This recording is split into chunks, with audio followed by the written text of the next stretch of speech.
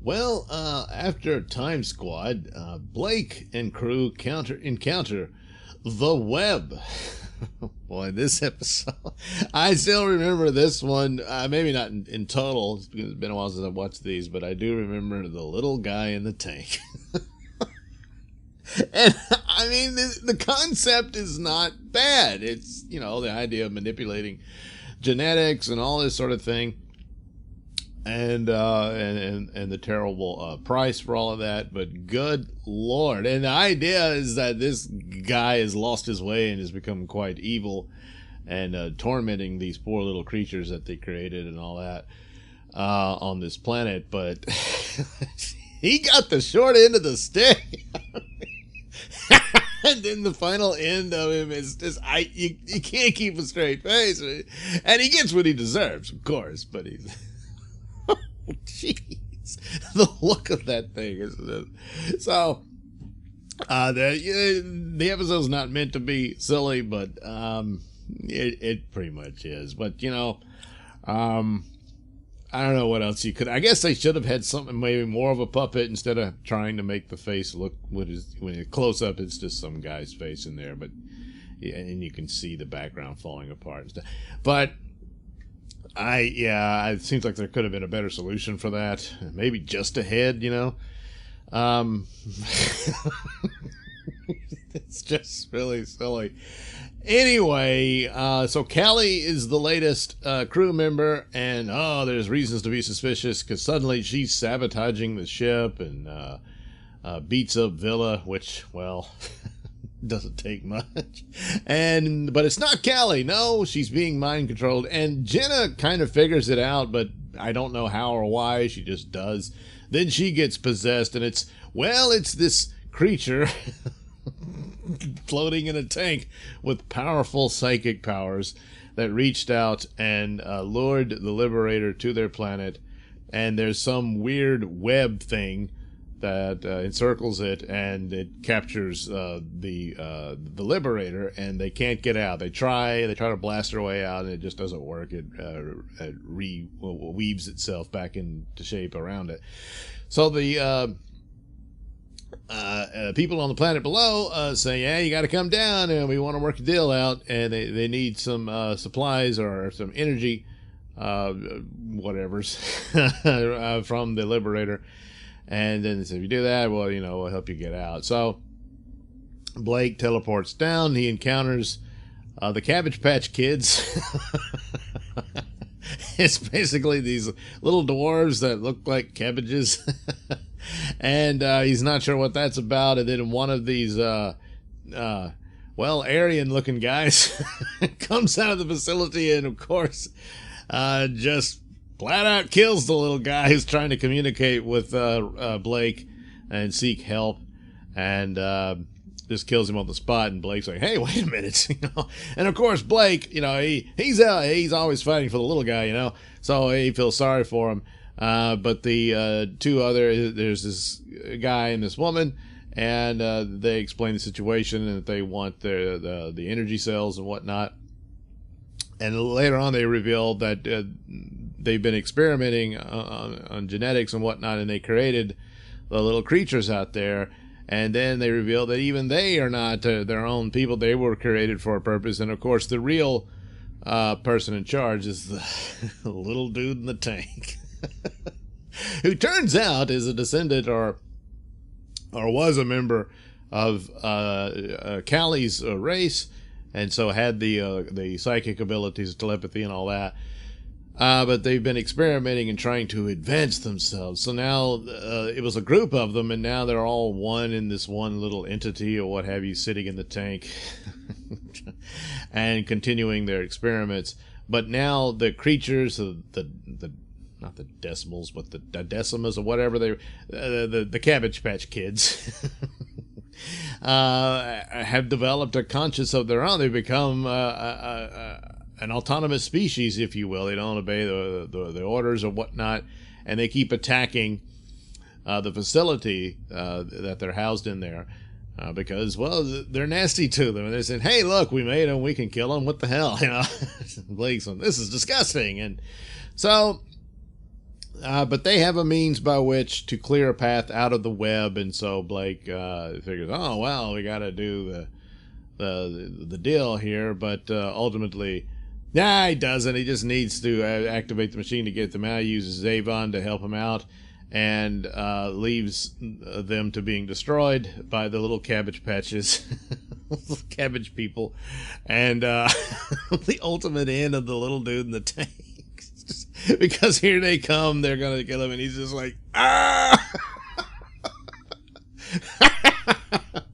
So they get away, they get back into the Liberator, and like, hey, what the hell was that all about? And Avon, of course, is appalled that you wanted to waste time to save these little cabbages. And of course, the Federation was almost on the way, but they managed to get away in time, and so there you go. And, well, no one need know what that was all about. What a bizarre episode. So then we move to the next episode, which is a bit more sensible. It's just very basic of making a recurring villain for Blake. And this is always a trope you run into with heroes, that they had some, either an old friend or just an old enemy. In this case, it's an old enemy. I don't recall anything saying that they were friends or whatnot. But this Space Commander Travis, that even the Federation doesn't like, because he's really cruel and nasty. But they've assigned the Supreme Commander, Servalon, and this is the first scene of her in there, and she's really the ultimate villain for the series, played by the lovely Jacqueline Pierce. And so that's all well and good, and she's basically taken charge of getting rid of Blake because he's become an embarrassment to the Federation and all that. So she decides Travis is just the perfect guy to do it because of his nastiness, but also because he has a personal vendetta against Blake because, well, he's missing an eye and a hand, and, well, that's Blake's fault.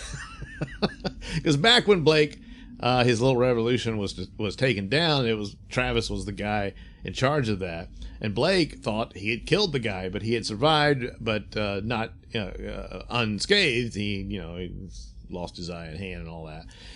And so there you go. There you're off to the races of this villain that's got a grudge against Blake, and he's getting ready, and he's got his team, and he's luring Blake because they managed to capture Callie. And of course, what does he do? Well, he tortures her. I mean, what else are you gonna do? So Blake's coming to rescue her, and he knows it. And he's going to set the trap for Blake, and he's getting ready for this showdown. And then, oh, well, Blake just humiliates him again. He shows up behind him, just he's right behind him, peekaboo. And Travis is like, oh, oh.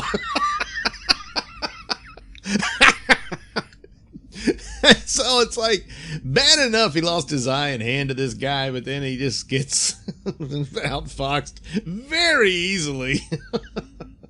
Well, of course, Blake has the advantage of the teleport and all that, but still.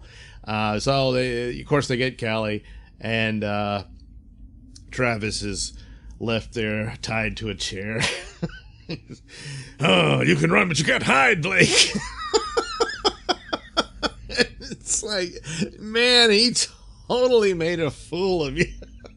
And it's like, in all reality here, since nobody in the Federation likes him, and this is his one chance to prove himself, and he gets, just completely owned like that so quickly, I think that would be the end of him. But no, he comes back for more. So, and I actually think for Travis, again, it's one of those typical tropes of sci-fi heroes and adventure stories and whatnot, and it works well, and it's a good look for him, for the character and everything. This just was unintentionally kind of silly in the way he's defeated by Blake. But I thought the actor played, what was his, Steven something?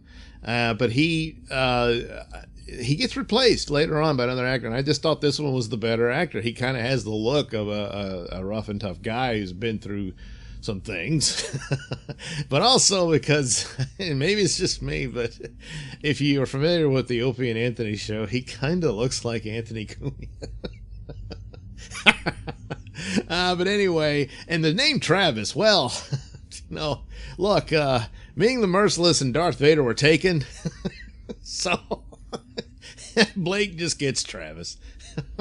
Although Servalon, that's pretty cool sounding name, so there you go. And then again, she's really the main villain for the series. But anyway, yeah, I think this was a better one. Seek, locate, destroy. Yeah, because, Blake's taking his serious mission, or taking seriously his mission, and he's pushing them forward despite Avon's better judgment, which, yeah, it is. But Blake's dedicated and a full true believer. So anyway, yeah, and that's getting in more to the main. This is an episode that gets you more in the main storyline of what Blake's all about.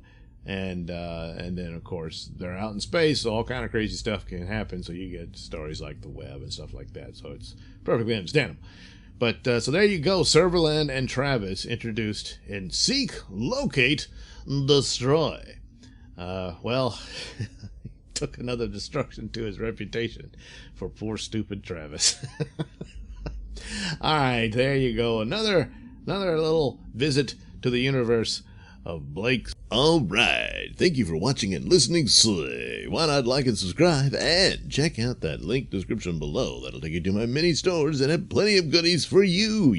Hats, mugs, stickers, posters, all that goody stuff. Plus, you can head over to indieplanet.com and pick up a copy of my comic book Night Night. Oh, yeah.